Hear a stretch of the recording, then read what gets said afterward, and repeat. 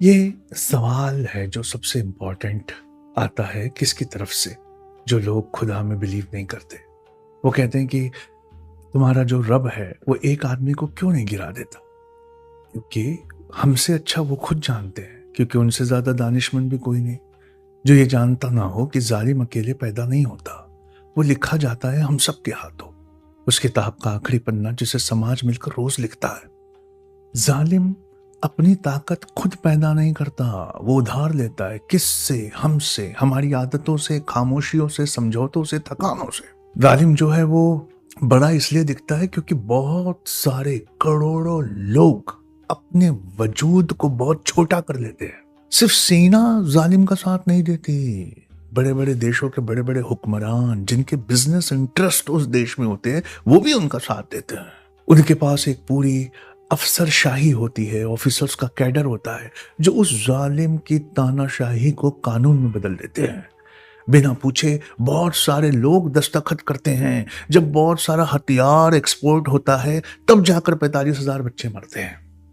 तो क्या सिर्फ एक तानाशाह को हटाने से 45,000 बच्चों को बचाया जा सकता है?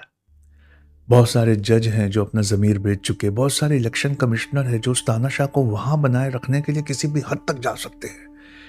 एक बिका हुआ पूरा दलाल मीडिया है जो उसके हर जहर को शहद में तब्दील कर देता है।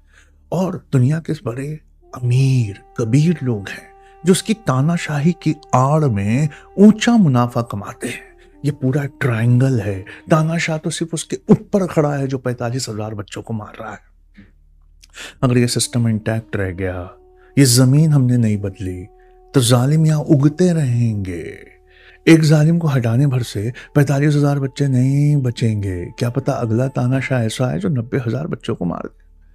जुल्म अचानक नहीं उतरता, वो 1000 बार जब अपर मिडिल क्लास कहता है सब ठीक है, उसके कहने से बनता है।